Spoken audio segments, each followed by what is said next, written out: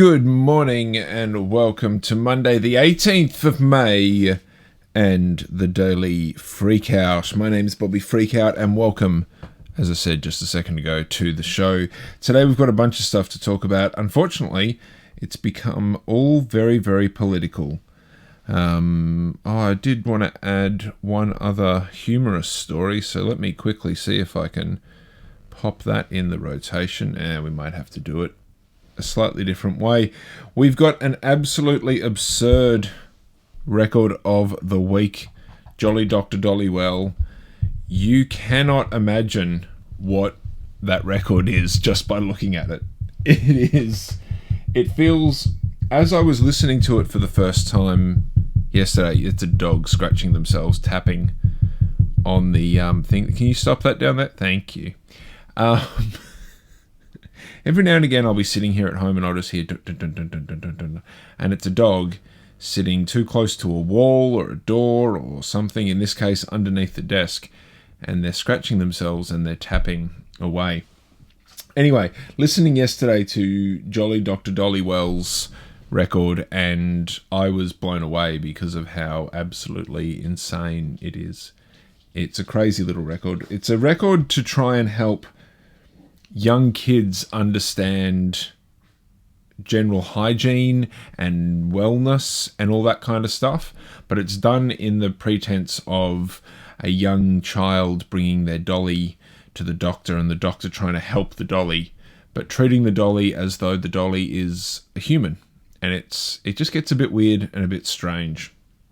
And so we'll hear a little bit of that later, and then we'll hear lots more of that throughout the week because it's phenomenal. And again, it's one of those records, I'm not entirely sure how it got into my collection. I know when I was leafing through whatever the collection that I got given was, I was leafing through and I saw it and I thought, you know what, I bet at some point I could use that for samples and things. And yeah, there's some crazy fun stuff on there, and we'll see how it goes. It's going to be good. We've got, as I said, a bunch of pretty serious stuff to talk about today, unfortunately. Nothing too light-hearted or anything, and so let's start straight away with the one that's on my iPad already. US, China, Russia prefer a divided Europe, Callas warns. The EU's top diplomat said foreign powers dislike the bloc because it's stronger when it acts collectively, and cautioned member countries against cutting their own deals. The thing that gets me about this one is the same thing that sort of gets me about all of these. I wish that was a smoother transition, but what you're going to do. It's the thing that gets me about all of these, which is, I fully agree with that headline and with the rest of the article. They don't like the European Union. That's very clear, Callas said at the Lennart Meri conference. But we need to understand that why they don't like the EU. They don't like the European Union, but we need to understand why they don't like the EU, why China doesn't like the EU, why Russia doesn't. It is because if we stick together, if we operate together, then we are equal powers. We are strong. And that is obvious, I think. I think that's obvious. That Europe collectively is a stronger entity and stuff like that. But the thing that gets me about this kind of stuff, and it's similar to some of the other articles we're going to talk about, these countries that have this immense power, Russia, China, and now the United States, unfortunately, how have they managed to get this big power?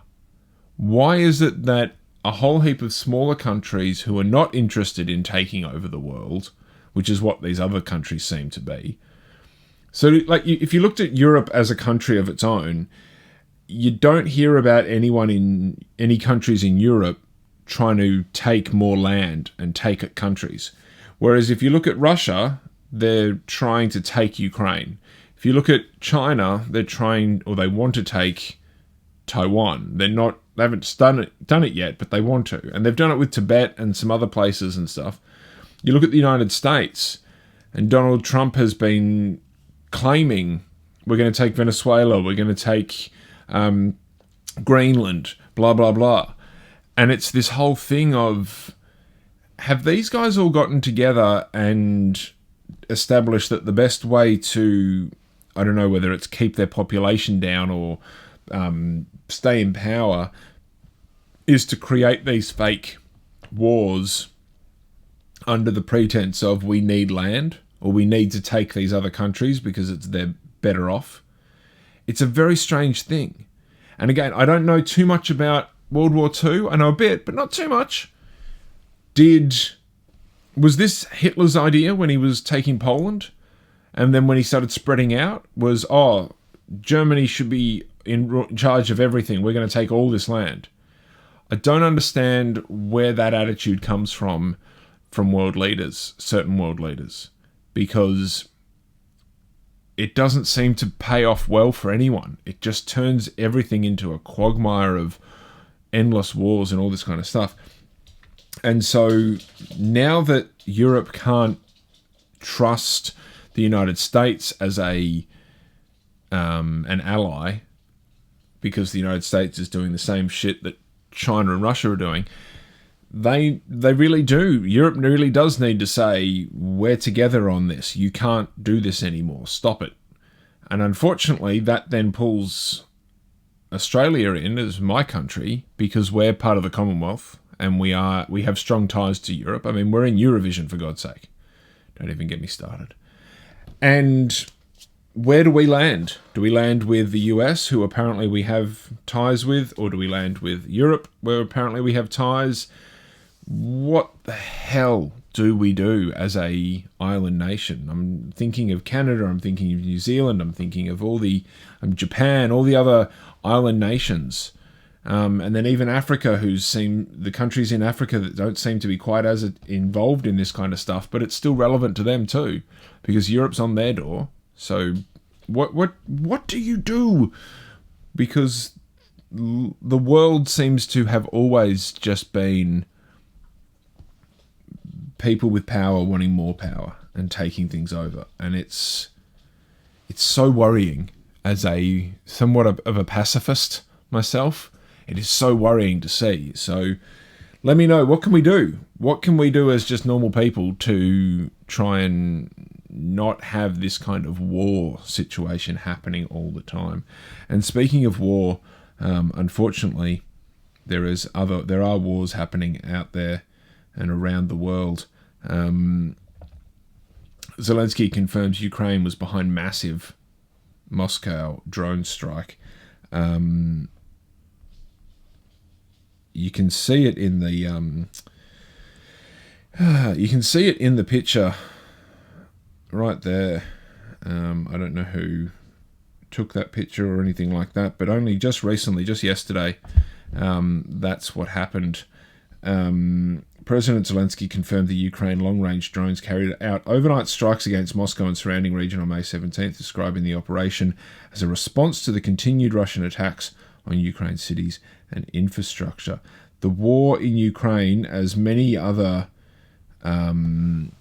much better or proper journalists and stuff will constantly remind everyone, this is a 3-year war that was meant to be a weekend. The claim was, we're going to go in, we're going to do this, and then everything will be sorted and fine. And it turns out that Russia's war is just going on and on and on. And it's just so debilitating and disturbing that this continues to happen. This is the problem with what I was talking about, that Russia under Putin has decided that this is what is going to happen. We're going to just take another country, and that country is fighting and saying, no, you can't do that. And this is what's always happened.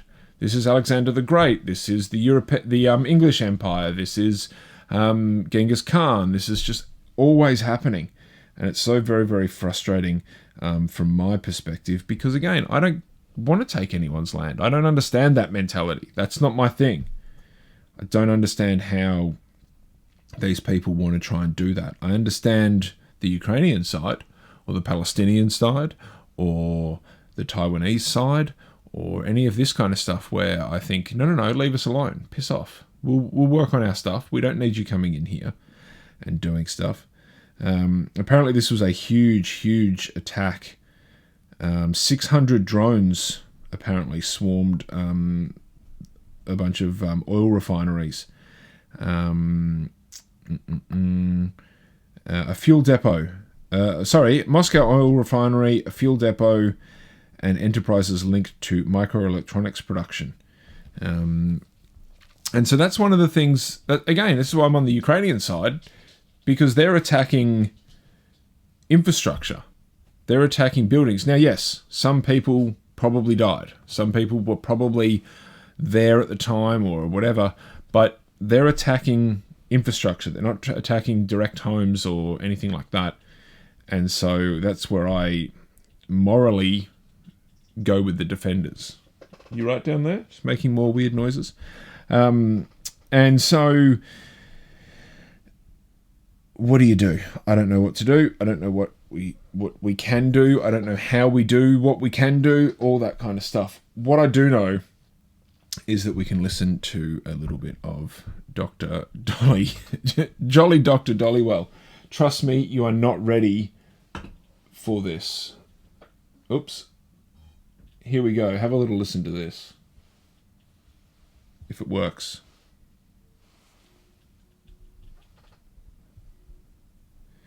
Oh, of course it's not. Of course there is something. Oh, this is so... I am the most professional DJ / person you can possibly imagine. Because I have, in the process of trying to experiment with life and with different things, I've unplugged something and then plugged it in somewhere else. And did I just plug it in the right one? No, I plugged it in the wrong one. Dollywell, there we go. My name is on the door. I try to keep your dollies well. That's what a doctor's for. Dollies are such precious things, and everybody loves them so. Dollies mamas have to learn what every mama ought to know. Come in. What can I do to help you, ma'am? It's Dolly, Doctor. She has lots of spots. I'm not sure what they are. Well, no, I'll just wash my hands with running water under the faucet, ma'am, and then I'll see. Before I examine a dolly, ma'am, I wash my hands thoroughly. 'Cause soap and water wash away germs too small for your eyes to see. I've heard about germs. They can make you sick. Germs can do a lot of harm. Keeping hands clean helps to keep germs away. No. So that's a little bit of Jolly Dr. Dollywell today, or this week's record of the week. Later in the week, we will be joined by the dentist character, who obviously is a horse with nice big teeth. It's, as I said, it's trying to teach kids about being clean and looking after themselves, and there's just a strange amount of reverb and a strange old school weirdness to it, and we'll get there eventually. A little taster though for what we might listen to, or a song from tomorrow. Let's have a look at Dolly's hand. I covered the burn just like you said. I used a handkerchief. You really should have a Dolly first aid kit, ma'am. That handkerchief's not too clean. There, Dolly. Though it's a little burn, I know it hurts a lot. Now I'll clean it with this. There. And this... As I said, it's got a weird vibe to it, especially in the context of the 21st century. It's very strange. Do you want to come up, do you? Do you want to come up? No? Okay, you want to go out. Fair enough. Off you go.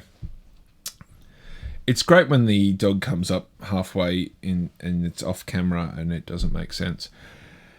I went to bed early last night, and it meant that I woke up early, and I'm talking hours and hours early. So I got up and I did a few things, and then I went back to bed, and then I woke up late. And so I'm disheveled and all over the place. And this is going to be one of the worst live stream podcasts that I've ever done. And that's saying a lot, because I, pardon me, have done some absolute stinkers. Pam Grier says she has orgasms that last 3 whole days at age 76. Need to know. Pam Grier appeared on Julie Louis-Dreyfus's interview podcast Wiser Than Me. Asked about feeling young, the coffee star said, "When you get to my age, you have 1 orgasm, it'll last 3 days." Grier compared the experience to her youth when she said she could have 3 or 4 orgasms in an hour. The female orgasm, or at least the Pam Grier orgasm, must be incredibly different to the kinds of orgasms I'm having. Because, first of all, I would not want an orgasm to last 3, 4, or 5 hours. Sorry, 3 or 4 5 orgasms in an hour. That would just be way too draining. I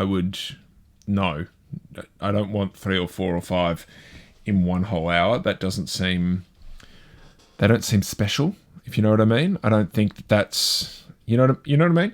And to have one that lasts 3 whole days, like, what is she really talking about here? She's not talking about an actual climax, is she? Or is she just talking about a general horniness, like a high horniness? Because I can understand high horniness. We've all been there. But that's from a male perspective, where I just have an orgasm and then the horniness goes away and then it builds up again until you have another orgasm, then it goes away. What's the difference? Ladies, please help me out here. I've been witness to a few female orgasms, but I haven't been in the head of anyone. I don't really know what's going on in the female body and everything for an orgasm.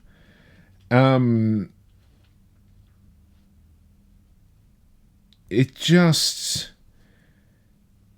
What are you talking about? Exclaimed the host. What are you going down there to get a 3-day orgasm? I need details. What are you doing down there to get a 3-day orgasm? You don't have to do anything, but when it happens, I just want to tell you, just be prepared. So she's not going to give us any details.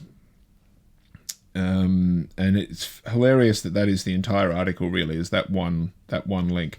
I do enjoy articles that are literally, I've taken one little clip out of a podcast and I'm going to write an entire supposed article on it, and it's just ads on the website. But that's what we had in the old magazines, wasn't it? So People magazine, which is where this article or this is come from, the article, it's the same content that was in the magazines back in the day. It was nothing filled with ads.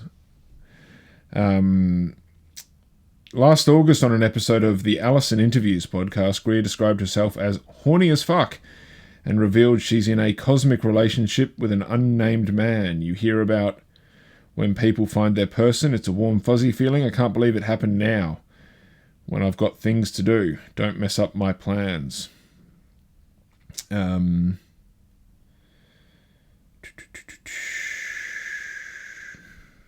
So yeah, she's been through a lot, apparently. And Julia's podcast, Wiser Than Me, airs new episodes on Wednesdays for anyone who wants to listen to more of that. But I don't think she's having the same kind of orgasms that I am. So, ladies, please, in the comments, let me know, what's a female orgasm like that's so different? As I said, from a male perspective, it's orgasm, horniness goes way down to nothing, and then it slowly builds up. And whether you're young, it probably builds up very quickly, in a few hours maybe, or a day. And at my age, it's definitely at least 24 hours. And then maybe you get horny again, and then you move on from there. I don't understand how she's 76 and this is happening to her. My assumption for male horniness has been that the older you get, the less it gets. That makes sense. And I assumed it was similar. I know that women apparently reach their sexual peak in the 30s and then have a flush and everything with menopause and stuff, but I've got no idea. So I need help. Please Let me know, because that's just crazy talk, isn't it? Isn't that just crazy talk? I think it's crazy talk. Chapter systems are offline. Number one for today's hits and all-time favorites. And now the last article / thing to talk about is some more war, and it's Russia again. Russia says it's establishing full partnership with Afghan Taliban. Now, again, I haven't, as I am often prone to do, I have not gone through the article quite well enough. But it says here, based from Reuters, Russia is establishing a fully fledged partnership with Afghanistan ruling Taliban and with Afghanistan's ruling Taliban, and is encouraging other countries in the region to expand cooperation with Kabul. A senior Russian Secretary of Security official was quoted on Thursday as saying, now, the reason I find this so interesting is that if you've ever seen Rambo, is it Rambo? Rambo 1 or 2 or 3? Rambo 2 or 3, I can't remember exactly which one. He goes to Afghanistan and he fights the Russians because the bad guys are the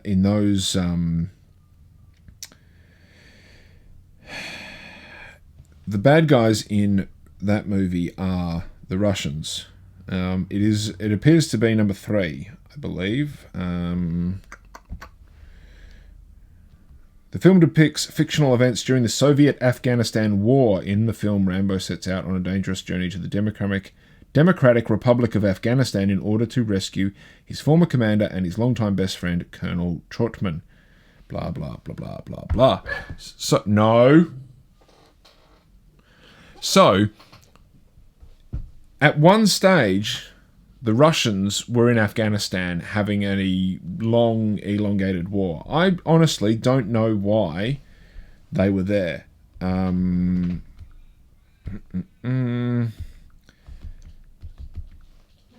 don't know what the cause of it was, the Soviet-Afghan War. Actually, let me use AI here. I don't like AI, but sometimes it works. Can you not? Oi! Dogs. So professional. The Soviet-Afghan War was a decade-long proxy conflict during the Cold War in which the Soviet Union intervened to support the communist Afghanistan government against Mujahideen insurgents. Guerrilla war. So anyway, the Russians were fighting in Afghan to fight the Democratic, the Afghanis. The US supported the Afghanis. The Russians pulled out. The US went in and said, hey, you guys owe us. They said, no, we don't. They got into a war. And now the Russians are now supporting the Taliban or the Afghanis. And within those decades of happening, multiple generations have come up and gone down. Some of the people are still around. And it's this weird thing, as like I was saying before, with different countries being involved in wars. Why are they involved in these wars? Why does Russia think that it's beneficial to them to go and help in Afghanistan? Why does the US think that? Why does China think that? What is going on with these situations where people wars happen in this way? Because it really doesn't make any sense to me. And it's just, and to see the headline of the Russians being full partnership, full supporting of the Afghan Taliban, you just sit there going, is this 1984 where it's literally we were always at war with Oceania?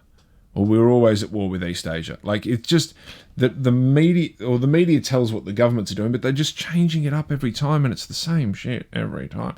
And it's like, come on, guys, can we just stop it? Can we just stop it?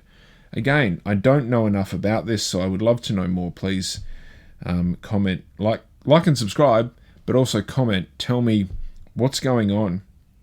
What are the details of this kind of situation? And I don't mean just in this situation, because it says here that they're building a pragmatic dialogue with the Taliban. So obviously they're like, hey guys, we'll give you some support and we'll treat you good, but you treat us good. That's the way diplomacy works. That's fine. But the idea that they're now friends really confuses me, given that not that long ago they were not friends. And I don't know.